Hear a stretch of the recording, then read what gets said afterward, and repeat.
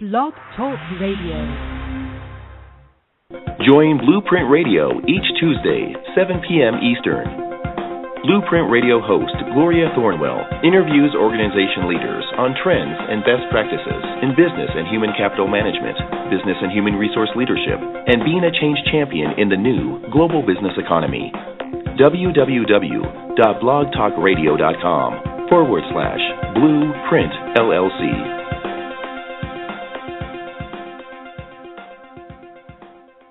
Blog Talk Radio. Hi, and welcome to BluPrint Radio.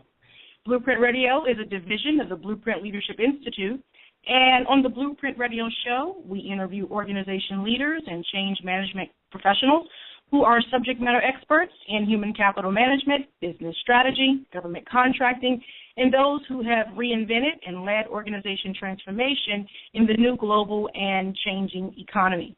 I'm Gloria Thornwell, Human Resource and Management Consultant, and your BluPrint Radio show host. You know, whether one is an entrepreneur, a business executive at a major corporation, chief of staff at a government agency, or a supervisor that manages a group of employees, or perhaps just one employee, a part of each of those roles is to ensure that their teams have direction, and that at all times each member of the team understands where they should be and understand where they are as it relates to performance expectations. Our discussion topic today is performance management for business leaders. And on the line is our special guest, Philena DeVaughn, a consultant and educator with over 2 decades of experience in training and facilitation in many capacities and industries, including public, private, government, and nonprofit. She's an adjunct professor at Strayer University and a subject matter expert in human capital management, organization design, and employee development. Welcome, Philena, to BluPrint Radio. Can you hear me?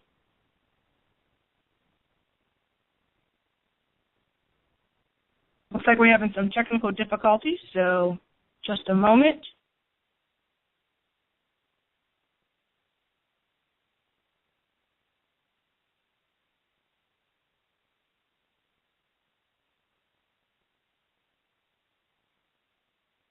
Philena, are you there?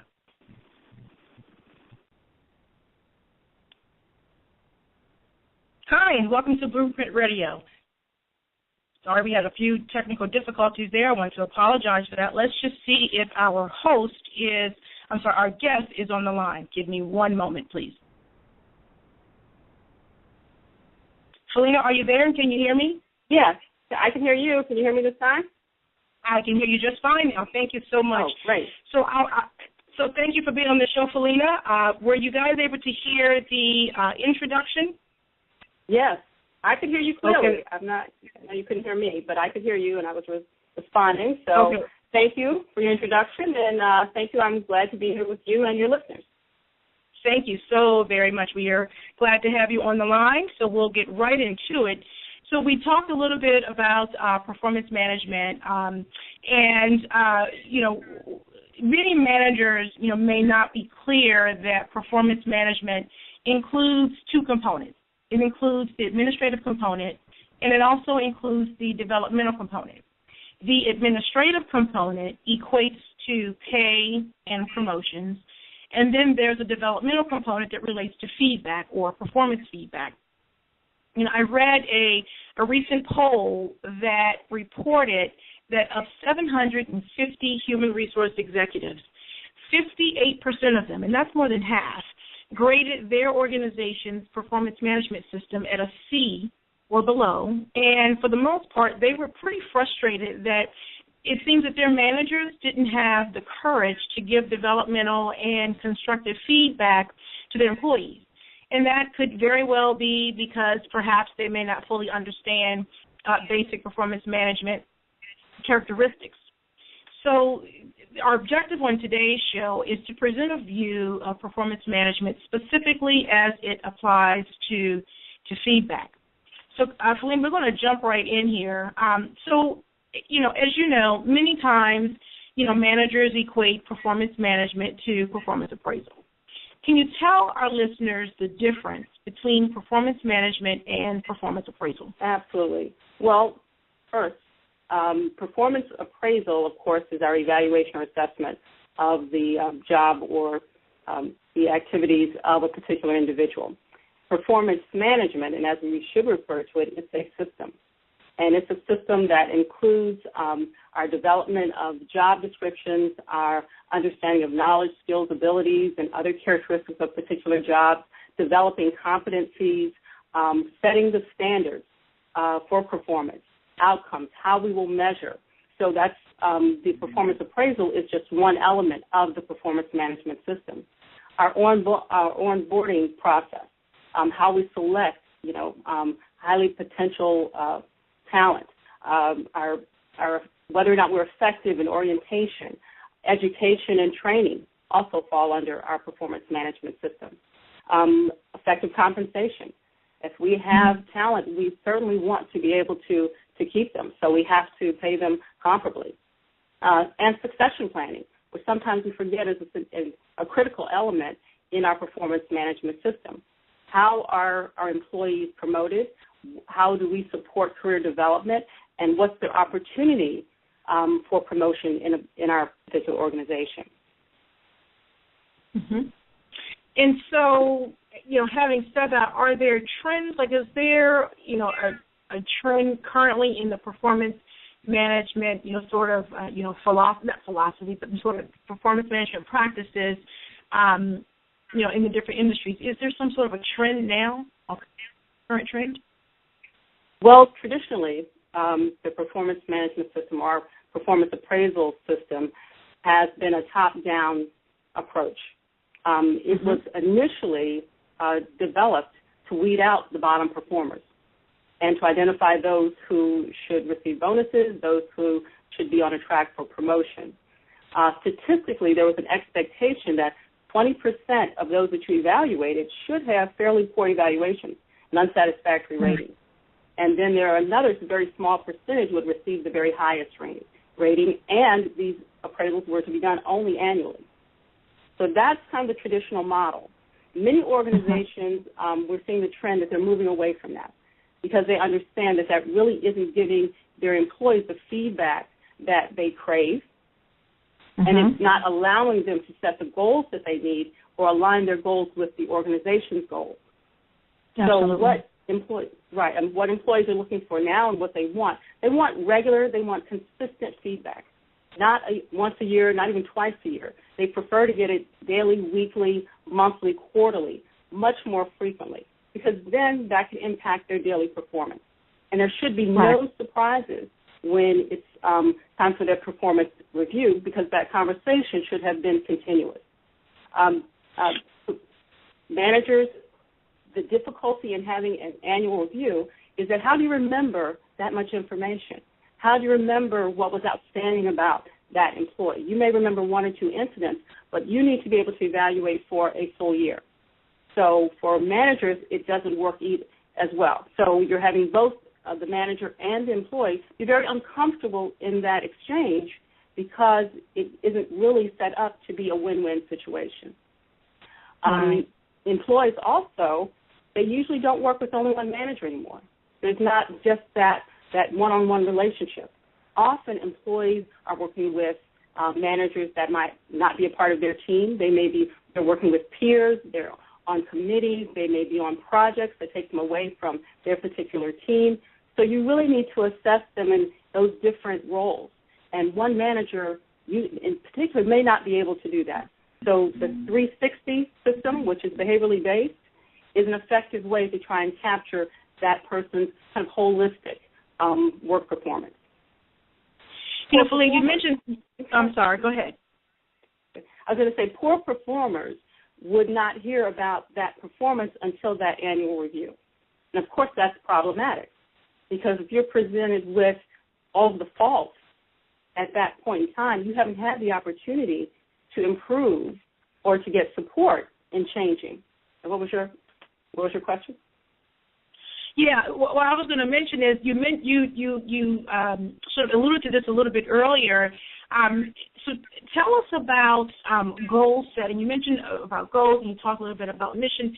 Tell us a little bit about goal setting and the relationship between the organization's mission and the individual's performance goals.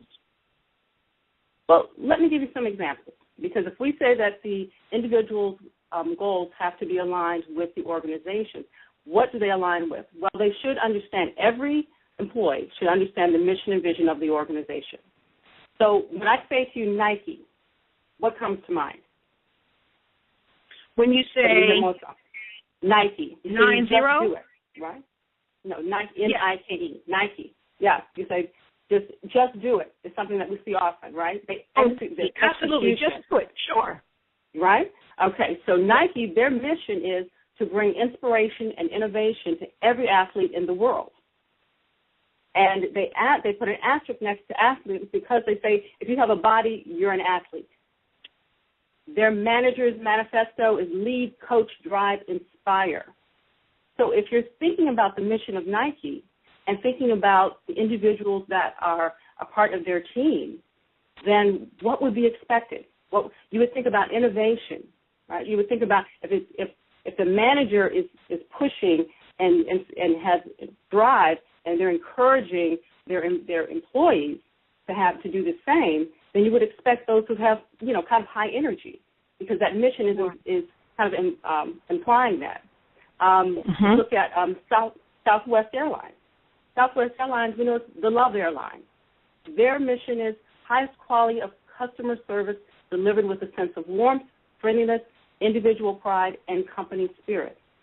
Their focus is around customer service. So if you're coming to their organization, your goals are going to be aligned with the fact that customer service is key, and you're coming into more of a family-friendly type of environment. So if you think about aligning yourself and if you're thinking of working toward your goal for your career development, when you're moving into these organizations, understanding their mission helps you understand how I'm going to be successful within this organization. And also the culture that's going to be set. So one's performance goals could very well then be aligned with their supervisor's goals. I remember places where I've worked in the past, certainly we had to, basically, recite the organization's mission and vision. I mean, we had to live it, walk it, talk it, sleep it all the time. And so when it came around to the time where we had to write our performance objectives or performance goals, they had to align not only with the company's mission, but also with our supervisor's mission, with the manager's mission, with the director's mission. So we used the cascade approach where we understood the goals of our immediate manager, our goals were aligned to that manager's goals. Our manager's goals were aligned to their manager's goals, and so that everything, cascaded out. That's in this case kind of cascaded upward, but really it's cascading downward. So as you mentioned, you understand the mission's goals, and then from there, the organization's goals rather, and then from there, everything cascades downward. And I think that's just really the best way to do it, and it helps to improve productivity. Absolutely, and again, being clear about what that is, because the department, again, always working toward the overall goals of or vision or mission of the organization. A department's role might be very different than another that's within the same organization. So those key performance indicators have to be matched and aligned with the individual performance goals. Sure. Well, we're going to take a short commercial break, and when we come back, we'll continue our discussion on performance management for business leaders. Stay tuned. Did you know that when you take a BluPrint Leadership Institute course, you can earn credits toward your PHR, SPHR, and GPHR recertification? The BluPrint Leadership Institute is certified by the Human Resource Certification Institute and by the International Accreditation Organization. Earn CEUs in project management, finance, executive development, and in other disciplines that will keep you current as a 21st century business leader. Register today. www.blueprint-llc.com.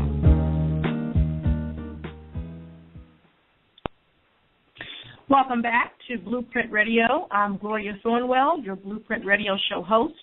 Our discussion topic today is performance management for business leaders. And on our line, we have Philena DeVaughn. She's a human capital management consultant and organization development expert. Philena, if you could explain to us how one's behavior or attitude, might be tied to their performance appraisal. So in other words, are performance appraisals only about how well one performs their duties, or is behavior and attitude a part of the equation? Let me give you a good example of that, Gloria. I worked with a young woman who was very good at her job. She was that go-to person in the department. If you needed something, she was the one who was going to be able to get it for you. If efficiency, if you gave her something in one moment, she could have it ready for you in an hour. However, that was only if she liked you. Wow. If she didn't like you, then your work may not get done. It may get lost, or you didn't want to ask her more than one time because she gave you such an attitude when you approached her. Now, wow. So she was very good at her job. When there were promotions and possibility for promotion, because of her attitude, not her ability to do the job, she was never promoted. Wow. She stayed with the same manager in the same department, though she was more qualified than those who were being promoted because everyone knew. It was well known in the organization that one day she may be okay, the next day her behavior may be completely different. So she was held in that same position by her attitude and by her behavior.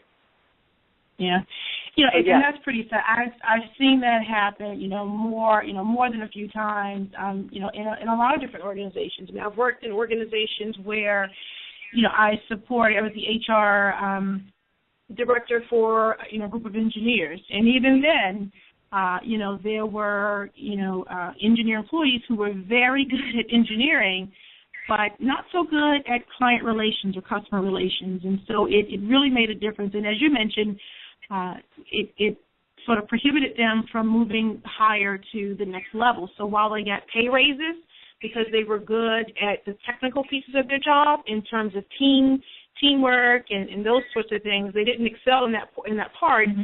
And so and some of them got what we call in-grade promotions, but it was never to a manager level or to the next level. So that your attitude certainly says a lot, and it certainly can impact and hurt your promotion opportunities. And I think often those employees who are difficult in that way don't necessarily recognize that they won't only be assessed by their performance, because your ability to work with the team and impact the team is just as important as your ability to do the job. Absolutely. Yeah. Talk to us, Philena, about how the manager might prepare to write the performance appraisal specifically for an employee who is underperforming. So if the performance appraisal is not going to be that great, how should the manager prepare to write that appraisal? Like, what should be included in that appraisal? Well, assuming that the employee has had an opportunity as well to do a self-assessment, that they have had the opportunity to evaluate their performance, which should be a part of any appraisal meeting or review. The manager, again, wants to collect information of what this employee has done well and areas where they may need support to improve. There should be, again, no surprise when that performance review occurs. The manager should have been speaking with that employee. They should have been meeting with them. They should have been attempting to support them in improving their performance before they get to the meeting. So they should collect the information. They should sit down really and think about who this person is, how they're impacting the team. They should think about specific behaviors that they can describe if there are performance challenges. So they may not say, well, let's say that you have someone that maybe have either tardiness or absenteeism is an issue. You're often late, or you missed a lot of days. That's not specific enough. That manager should have, you are late, given 3 out of 5 days a week, and you're late by 20 to 30 minutes. It should be very specific. They should give the expectation and prepare the expectation for that performance. If it's, okay, we expect you here at 9, then that should be clear. And that when the meeting occurs, that employee then should have the opportunity to give their opinion and their comments, to give, any additional feedback that they would like to have included in the meeting. And also, it's probably a good idea, so as you mentioned, for the manager to, let the employee know what the expectations are. So, for example, as you mentioned, 3 days last week or on these particular dates, you were late 30 minutes each day. Your hours, of work are 8:30 to 5:30, for example. Do you think it's a good idea for the manager to ask the employee, listen, can you meet that expectation? Can you do that? Absolutely. Or should we make some changes? They should ask, can you meet the expectation? And if not, then of course, a decision would have to be made. If there's some adjustment to the schedule, then, that might be another, opportunity.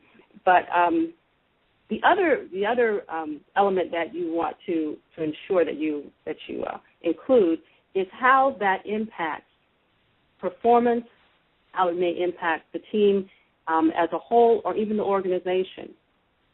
There is a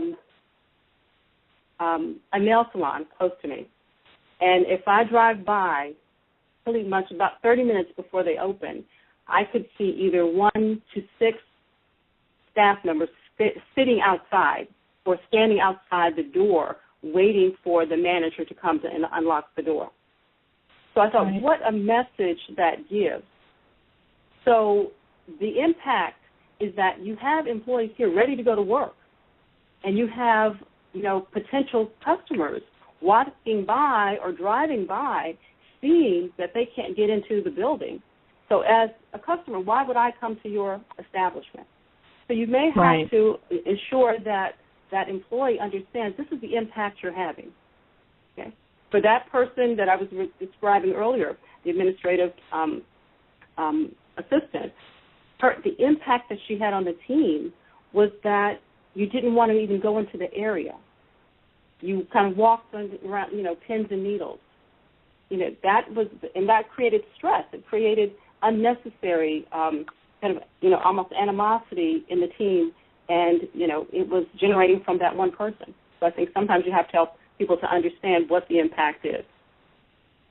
Absolutely. And then also, as you mentioned, giving them examples. So during the performance appraisal discussion, I think that's the hardest part for many managers. It may be a little easier to write, the appraisal, but when it comes to the discussion, what tips can you share with our listeners in terms of, prepping for the discussion, how to keep the discussion on track, and honestly, how to keep it from turning into a debate?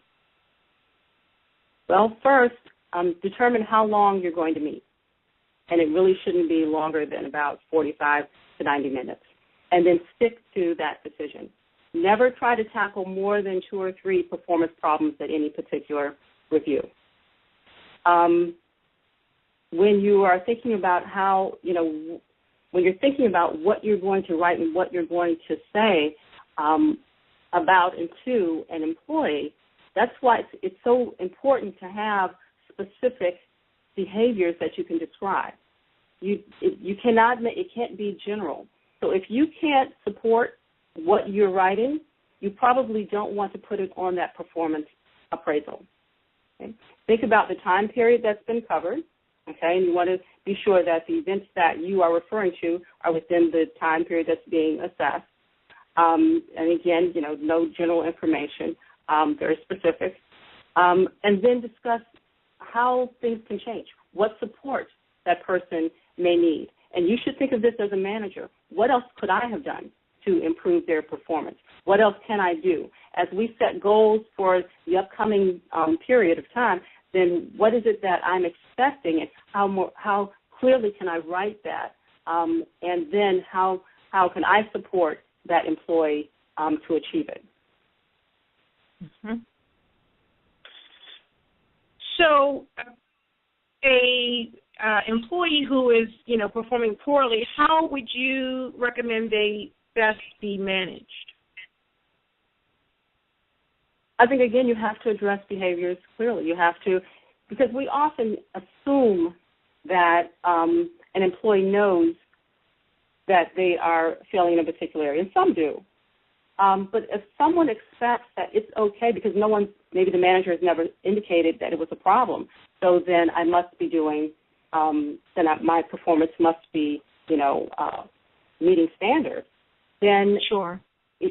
Then when you come into the meeting, it's difficult then to say, oh, no, you haven't been meeting it for the last 3 months. So that employee's going to ask, well, why wasn't something said to me before?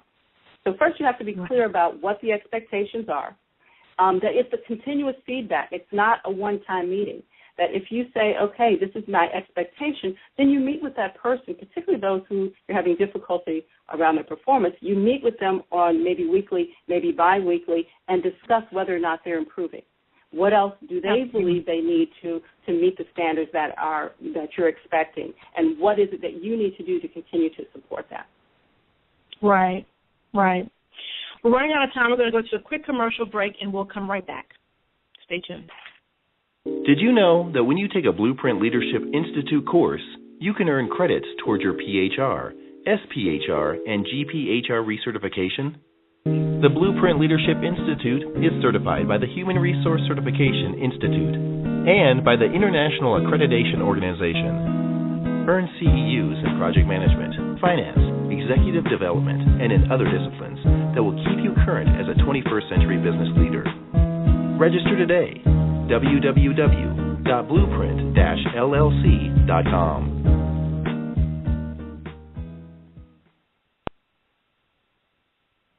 Welcome back to BluPrint Radio. We're talking today about performance management for business leaders. On the line, we have special guest Philena DeVaughn.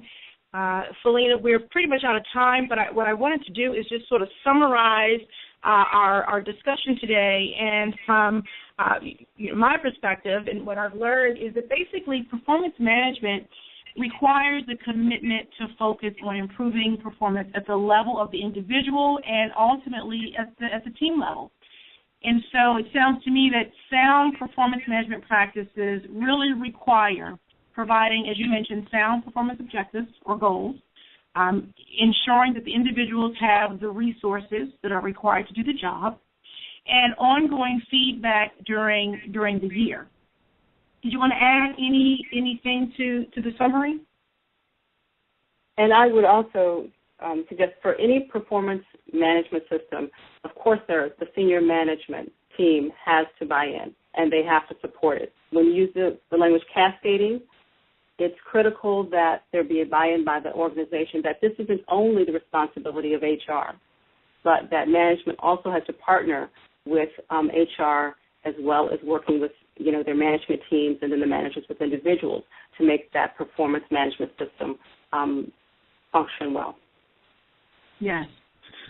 Philena, thank you so much for joining BluPrint Radio and sharing your insights and expertise on this critical management and leadership topics.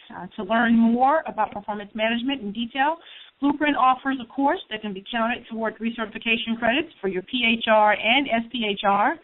You can earn CEUs as well through a BluPrint Leadership Institute course. You can find our courses at www.blueprint-llc.com, and that's blue without the E, www.blueprint-llc.com.